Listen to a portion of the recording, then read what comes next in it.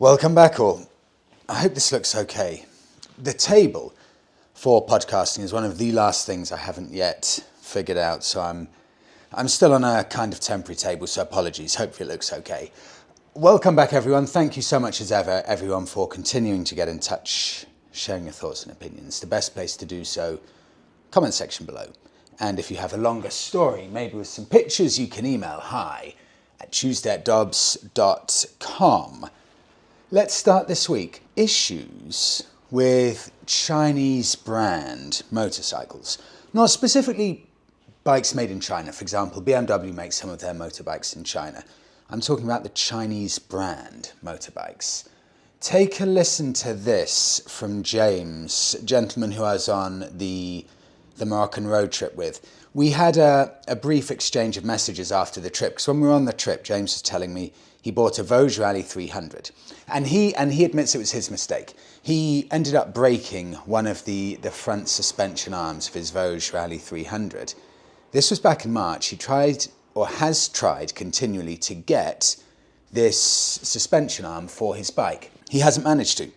It's now November, and still on the Voge website, you can see a picture here, it still says this part is not available. So from March of 2025 all the way through until November, as it stands, and still there's no product in stock yet, he's been without his Voge. So he's had to do a bit of research to try and figure out, look, from head office Voge in the UK, this product doesn't exist. I can't get it. There isn't the support there to get certain parts like this. So James was then looking at some of the things going on at EICMA, and there was a post for a new CFMoto that popped up.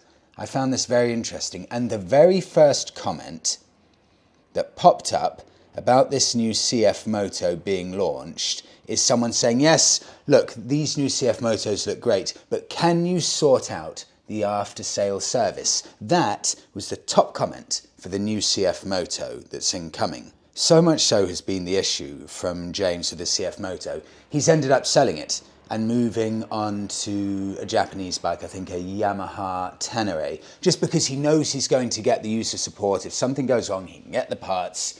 The dealer network, the distribution is there. What you're going to have to do if you buy one of these Chinese brand motorbikes, and I found this especially interesting, is figure out how you can find a distributor, for example, in Europe. There is one such company, and this comes courtesy of James, so save this if you do have a Chinese brand motorbike. I'm not joking, this is the name of it, UncleWang.net. That's the name of the shop that specializes in selling parts for Chinese bikes. Interestingly, they also sell parts for the British or the European brands that Chinese companies have bought, such as Moto Marini and other brands like that. So if you've got any of these kind of brands of bikes that the Chinese owned, you need to be saving this website. And look here, you can see on the Voge website, this part is not available. Notify me when available. But if I go to UncleWang.net, there it is, GY300 original shock absorber for the Voge Rally 300, £290. That is how you're going to have to get around it until the Chinese network builds across Europe, which I'm sure it will, but until that point, you're going to have to get creative. James, thank you. I move on. Electric vehicle owners could soon be taxed further. It's so classic. It's so classic. So electric vehicle owners in the UK, they have enjoyed zero road tax a year and lots of other benefits, huge tax savings and incentives to buy it. Those huge tax savings are disappearing very quickly. So right now, if you have an electric vehicle, you'll now pay exactly the same amount of road tax as any other vehicle. On top of that, the government is considering to imminently announce a 3p per mile additional tax on top of the current annual road tax, specifically for electric vehicles. Take a listen to this. This is from electriccarshare.com. The government's expected to announce a 3p per mile road tax for electric vehicle owners in the budget on the 26th of November 2025, with implementation planned for 2028 following consultation. The new charge will be paid on top of the existing £195 annual vehicle excise duty, costing the average EV driver an estimated £250 a year. That's based on 8,300 miles annually. So for me personally, I would be looking at, with the mileage I do, if it's an electric vehicle, I'd be looking at probably £600 a year for the pay per mile electric tax, on top of £195. I would be looking at around £800 a year for road tax if I had an EV. So now it's gone full circle, where the government is going to start actively punishing people for driving electric cars. And it leaves people with a mixed message. Well, what on earth am I supposed to do now? I'll do one more wrap up here from Autocar. They say this: the report suggests that EV drivers would be required to estimate and declare their annual mileage when they pay vehicle excise duty. If they exceed this mileage, they'll be required to pay for the overage. If they travel fewer miles, they will get credit for the following year. But it remains unclear how mileages would be monitored or audited. That is the most ludicrously complicated nonsense I've ever heard. I think pay per mile could potentially work, but there's got to be a better idea than that. And also, if we're being level-headed, look, it's not fair that electric vehicle owners pay per mile and no one else has to. There has to be a level-headed approach where everyone's treated fairly here, whether it's electric drivers or petrol drivers. Madness, utter madness. Bottom line is, from a government, it's a desperate money grab, isn't it? How can we get as much money as possible? We don't want to lose a penny in revenue, so we can't keep helping out electric vehicle owners. I move on. More positive news. A rock-solid rock star. This is from Tom. Freddie, your bit on used Harleys last week inspired me to send you some pics of one of my favourite bikes from the 6 or 7 Harleys I've owned. It was... Notice the word was. It was a 1200 Evo Sportster. At the time I was commuting from Hackney to Soho in London, in all weathers, and often a 200-mile round trip to see family. I left it uncovered, parked in the rain and snow, rode it in all weathers, all year round. I probably didn't service it as regularly as I should have done, and barely washed it, and it never missed a beat. I put thousands of miles on it, and didn't have a single problem. Even the chrome looks spotless with a quick hose down. It started life as a standard Sportster 1200 custom, but I modified a few parts and stripped it down to be as narrow as possible to easily fit through traffic. I didn't even have mirrors or a speedo, which is probably a bit foolish in hindsight. Sadly, it was written off when it was hit by a car and beyond saving. I've since had other bigger Harleys, both older and newer, and whilst I do enjoy them, none have quite the soul and character, or even the good memories that I had with the Sportster. And that's Tom. Tom, these are perennially popular, ever popular, probably an all-time classic motorcycle, these Evo Sportsters. Incredibly, the Evo Sportster came out, I think, in 1986, and it ran all the way through to 2022. I believe there were big upgrades in 2004, both to the engine and the bike in general.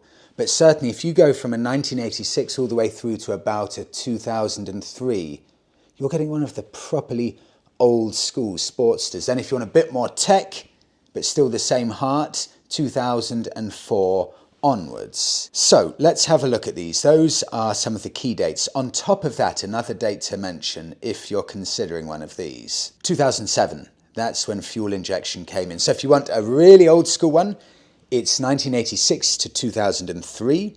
If you want a more modern one, it's 2004 to 2006. If you want fuel injection on top of that, it's 2007 to 2022. It really is incredible that they kept selling these all the way till 2022. The heart of this bike goes all the way back to the mid-1980s. So let's have a look and see what I can find. I've had so many people messaging me saying the Evolution, the Evo Sportster, is the best motorcycle Harley Davidson have ever made. I had at least 8 people messaging me exactly that. I even had people who hate Harley Davidson saying the only Harley Davidson that's even worth mentioning is the Evolution Sportster. So what I found here, one of the really old school ones, it's carburetted, it's properly old school. It came out 6 years before or 6 years after the launch of the Sportster. It's a 1992 model, US spec, shipped over from the USA in 2021. It's going for, on Facebook Marketplace, £3,750. To the untrained eye, this looks exactly the same as a 2021-2022 model, but this is a properly old school one. Just take a look at that. For me personally, that is, just as the Bonneville is the blueprint of what a motorbike, a Triumph should be, the Harley Davidson Sportster for me is the blueprint of what a true Harley Davidson should be. It's stripped back, it's just beautiful metal on display. Nothing there to get in the way of the riding experience, just you, a good sized engine, and a beautiful silhouette. You know, for these bikes that are so highly regarded, even here in the UK, £3,750, that is not a lot of money. You're not going to be losing much money, if any at all, on this bike. Incredibly simple, incredibly easy to work on, very, very well built, solid and robust. And on top of that, I'll give you a bit of insider information. I was chatting to a gentleman at a garage, and he said, and he is a huge Harley fan, he works on Harley Davidsons all the time, he said in his mind, the best day of Harley Davidson is anything up to 2001. After that, they started having to listen more to the shareholders and making sure they're making financial sense and that everyone's happy within the powers that be. But up to the year 2000, it was all just beautiful, solid metal. Bikes after that, the gentleman in question said that once you start taking them apart, you're starting to see more and more plastic as the years go on. But this model of Harley Davidson, this is good old metal through and through. Tom, thank you so much. On to Confidence Gone. This is from Oliver. Freddie, last week I got myself my first motorcycle. After wanting one for nearly 10 years, I finally got a 2025 Honda GB350S, and wow, it's amazing. Retro vibes, glorious sound, and it's a looker. I know riding season's over now, but I still want to enjoy it as much as possible before winter sets in. But here's my issue. Today I went for a morning ride in 8 degrees Celsius with wet roads, thinking the only issue would be me staying warm. Boy, was I wrong. I got into a roundabout doing roughly 25 kilometers an hour, and as I'm going round it, my rear wheel slips and I low side it. My brand new bike is no longer brand new. After owning it for less than a week, I don't know what caused the crash. It might have been gravel oil or just me leaning too much in the wet and cold asphalt. I'm not quite sure. But now I'm tense when riding in the wet and in general scared of going round wet roundabouts, which was not an issue before the slide. How do I get, this is a question for everyone, how do I get the confidence back and enjoy the riding that I've been longing for so long?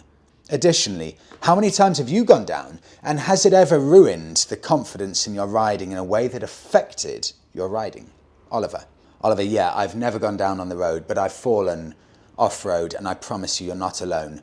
It does knock your confidence. You end up going rigid. You lose all of your confidence. But I like to have the same attitude in all areas of life with this. Fear, right now, fear is never the issue. The issue is our relationship with fear. What I mean by that, it's fine to be scared, nervous, apprehensive of something. That's completely normal. You don't need to try and fight that. Right now, you've got the fear. You're scared of going round roundabouts when it's wet, just like I'm often scared off-roading because I don't trust myself. But you can't let fear dictate your life and dictate you doing certain things that you want to do. So get back out, dust yourself off, carry on going out on the bike, accept you're going to be scared, but don't let the fear dictate your life, i.e. stop you from riding. Carry on, trust the process, and trust that you will improve and you will get over this. But the only way to do that is to get back out on the bike and carry on. And I promise you, Oliver, I promise you, you will get all of your confidence back before you know it. So don't worry about the fear. Let it happen. Oliver, welcome to biking. And I'm so sorry you've had an off like that. I will add one more bit. I remember the first night I passed my test. I was heading off to my job. I had a night shift and I did almost have an off. I had a huge tank slapper coming round a bend on my very first night after passing, and that shook me as well. It happens, Oliver. I promise you it happens. Moving on. A winter hack. Oh, I like this. I want to hear your thoughts here. Are winter hacks a thing of the past? Take a listen. Freddie, having driven, this is from Ben, having driven for 18 years and approaching 36 years old, I found myself frequently unimpressed with new cars. The excess of technology and distracting screens alongside hybrid and electric powertrains are uninspiring. I was crying out for a simpler mode of transport that was exciting, and importantly, I would be able to return to doing my own maintenance. Yeah, Ben, I feel you here 100%. Exactly what I look for as well in a vehicle. Can I have a bit of fun tinkering with it? Such an important thing. I started a new job and I sat next to, and who would sit next to me but a long-time motorbike enthusiast, and I think you know where this is going. I passed my test and bought a Royal Enfield Continental GT 650 just 2 weeks ago. I had to sell my other mode of transport. Look at this picture. Maserati 2008 model Quattroporte, as I can't fit it on my drive. It's just too wide and pretty long, and unfortunately widening the entrance is a non-starter. Ben, I love the fact you even considered that. It was a sad day. That is a stunning car. Sad day this summer as I completed a 2,000-mile round trip with my grandfather. Wow, to see his dad's war grave in Italy, and I truly loved that car. So my question to you and the community is this. I love the Royal Enfield, but I have started to do some big miles and I'll be riding throughout winter. I'm fortunate enough to consider another bike. But what bike would you recommend for riding throughout winter for commuting and motorway mileage? It would be second-hand, budget of around £3,000, and I'd want to be able to do my own maintenance on the bike. Or is it a case of getting a bigger screen for the Royal Enfield, get some heated gloves, and save myself the £2,500, Ben, I know this, and buy a Jaguar X-Type all-wheel drive for those icier conditions? Ben, this takes me back. I'm right in thinking this, am I not? Jeremy Clarkson, Top Gear, he had this exact Jag X-Type all-wheel drive. And wasn't he skiing or something like that? He was on an icy lane in the UK with this Jag estate. And I'm sure he was skiing or something. That's definitely the car, I'm certain. So that's a great choice on car. I think that's excellent. I initially read your message, Ben, and I started looking at winter hacks. And then I thought, no. I've thought about this situation with my Bonneville here, and I realised that every bike since about 2008, relatively speaking, is now so well made with brilliant rust protection that you really don't need a winter hack anymore. Bikes are well made. They don't really rust that much at all. And if something rusts on a bike, it's usually just a screw here or there. You take the screw off, you replace it with another one. And you've got things like Lanagard and WD-40 to stop bikes rusting. I, for example, ride all year round. I haven't had any rust at all, pretty much not even one little speck of rust on my past two motorbikes that have been 2008 and onwards. On my old Japanese stuff from the 1990s, fine, yes, they rust, but nothing really in the past 15 years has rusted. So Ben, I personally, and I would mean this and say this to anyone, I don't think winter hacks are needed anymore. Rust-proof your bike in November, for example, with a Lanagard or something like that, spray it all over it. It's not going to rust. If you need a bit of wind protection, great. Like you said, get a screen, get some heated gloves if you need it. And that means you're saving £2,500 from a winter hack. You're saving all of the insurance, the road tax that you'd need for the winter hack, the maintenance, all of that kind of stuff. It means you've got that money to make sure your pride and joy is in tip-top condition. It's much more fun spending money maintaining your pride and joy and using it throughout the winter rather than a winter hack that maybe you don't care about, because you're going to be very reticent, very reluctant to spend money if you get, for example, a £600 bill with your winter hack. Just use your pride and joy. Those Royal Enfields, they're brilliantly made. They are made to be everyday modes of transport, Ben. I think the days of winter hacks are over. I really do. That's a bold statement. I would love to hear from all of you. Are winter hacks now a thing of the past? Ben, thank you so much. And I love your taste in cars and bikes as well. Both of them, they are excellent, excellent things. Go and get the Jag. Imagine having a Jag in the Royal Enfield. That's perfect. Seriously, it's perfect. Right, on now to Dale. Dale, it's always a pleasure to hear from you. Across Europe, this is properly across Europe, in autumn, but fairly deep autumn here. Take a listen, enjoy the pics, get some inspo, hopefully, like I have. It's really incredible, this. Freddie, I decided to head east across Europe with my 2019. Bear in mind, this is the 54 horsepower Moto Guzzi V7 before they increased the horsepower to about 65. So, the old 2019 Moto Guzzi V7. Going abroad out of the summer months means less busy roads and cheap accommodation. Dale, yes, I discovered this too in the Jeep with my dad going to Romania. I like to challenge myself, and so I plan to visit 14 countries.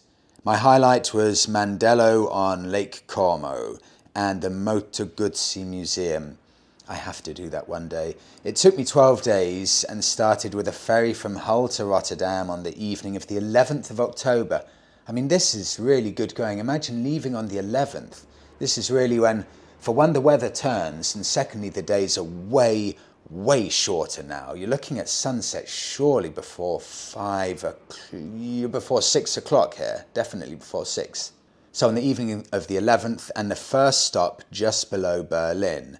Then Krakow, Poland, with a day trip to Lviv in the Ukraine the very next day. Wow! Then south through Slovakia to Hungary and a stop outside Budapest, then continuing to south to Rijeka on the coast of Croatia, which took me through Austria and Slovenia. From there I headed west to Mandello in Italy and a day trip to Switzerland. Then along the south coast of Italy and France to Marseille, then over to Andorra. God, some of those, you would be pretty close to the Pyrenees here then, Dale. Some of those roads could be really cold at that time. And finally, San Sebastian in northern Spain, close to the ferry at Santander, which I boarded on the 22nd of October, arriving in the UK the following day. I packed everything into my back box, as I like to travel light, and booked each night stay the night before, getting some excellent deals. The Guzzi average, this is really impressive. The more I hear about Guzzis, the more impressed I am. These are such highly regarded bikes.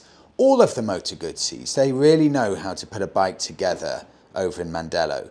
The bike was averaging 250 miles on a tank, and it was faultless and so comfortable over the 4,000 miles. Dale, thank you so much. What a trip, and it shows you can head off still at this point and all the way over to Ukraine. You're not heading towards the sun here over in Ukraine. And also the fact you managed to get in, that's fantastic. Bike of the week. Rafał, over in Poland. Rafał, I got carried away with this. Really, really carried away. I got so excited by what I found. It actually started inspiring me for what can be done. So thank you for sending this. Right, here goes. I'm really, really proud of myself. Prepare yourselves. Rafał in Poland. Freddie, after 15 years, I finally decided to come back to riding. I need to try and be sensible here, so I'm smiling, so I'm so proud. Come back to biking after a 15-year gap. My first choice of motorbike to bring me back to biking is a Triumph Bobber. But due to comfort issues, remember this, due to comfort issues in a small tank, it evolved to the Triumph Bonneville T120 Black. And here's a question for you. I'm looking for 5 to 6-year-old models, and the price is the same for a brand new Royal Enfield Super Meteor 650. Would you care to compare them and share your thoughts? Thanks a lot. Greetings from Poland. Okay, Rafał, I'm going to do something slightly different here. First off, what's bringing you back to biking? It's one of the Triumphs. So, Park the Royal Enfield thing aside. The reason you're looking at Royal Enfield is because you're trying to be sensible and level-headed, but it is your dream to get a Triumph. The Royal Enfields are great bikes, but even a 6-year-old Triumph is still a better bike than that. And you want the Triumph. So this is why I'm going to push you towards the Triumph. The Royal Enfields are excellent bikes and I would highly recommend it, but I can tell you want the Triumph. And I'm going to go one more than that. I'm also going to park, you may be shocked, the Bonneville T120 idea. Your main dream, getting you back into biking, is a Triumph bobber. I want to try and make a Triumph bobber doable for you, Raphael. So here is how it's going to work. The Triumph bobber came out, I think, if I remember correctly, in about 2017, something like that. But in 2021, Triumph increased the tank size from 9 litres. That is tiny, and this, Raphael, is your issue with the bike, and it's the issue of a lot of people. The original bobber has a 9-litre fuel tank. In 2021, that was increased to 12 litres. That is a huge difference. But what I'm going to do for you, Raphael, is hopefully ease your concerns about this bike. So here is the bike I'm suggesting for you. Take a look at that. Raphael, is this not perfect? For me, this is the perfect spec here. This is a really controversial topic. My favourite setup for the Triumph bobber is Mini 8 bars pictured here and the forward foot controls. Look at where the foot controls are here, right at the front of the bike. I like this for comfort, aesthetics and ergonomics. This is important. If a bobber's set up normally, anyone over about 5'11" is going to find it really cramped because the handlebars are down there and they're almost touching your legs. What the Mini 8 bars do is they increase the size of the bike hugely, transformative. Your hands are then up there and your legs are spread out. I've done it in Tenerife. It's all day comfort. It's a total joy. On top of that, this is, for me, the best colour combo you can possibly get on a bobber. Look at the colour of that tank. Coupled with the brown seat, that beautiful exhaust, the bare metal engine, forward controls, Mini 8s with bar end mirrors. It's perfection. So there's the size done for you, Raphael. Now, that range. Bear in mind, this will have a 9-litre tank. Raphael, don't you worry. I have sorted even this out for you. Now, I know this is a lot of money. I know. But I think the bobbers are worth it. They're significantly special enough bikes to warrant this obviously significant outlay. But bear in mind, bobber prices now are so appealing. This is going to make a huge difference. I found at renmotorcycle.co, I don't know what country this is from, apologies for that, but either way, renmotorcycle.co, they supply and they make a 14.5 litre petrol tank. And look at how amazing it looks. That will take it from 9 litres, i.e. far too small for any decent travels, up to 14.5 litres, which I believe is the same size as the Triumph T120 tank. So that gets rid of any issues at all with regards to the tank range. And it looks brilliant.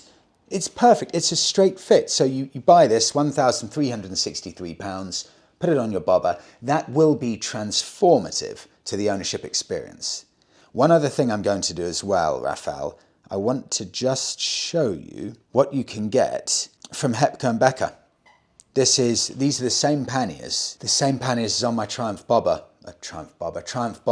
They are brilliant, and it means you can do proper length of travel. And look how good they look on the bobber. So that's long distances sorted, that's comfort sorted, that's tank range sorted. It just shows, I get really excited by this stuff because it shows that a lot of the time you need to follow your heart. Find the dream bike that gets you most excited. Raphael, you want to get into biking, I'm sure, not from a level-headed point of view. You want to get back to biking because it excites you. So what bike excites you more than any other? What gets the pulse racing? Triumph bobber. Make the Triumph bobber work. And that, Raphael, is how you do it. I hope that's been some food for thought. I have inspired myself. That sounds ludicrously big-headed.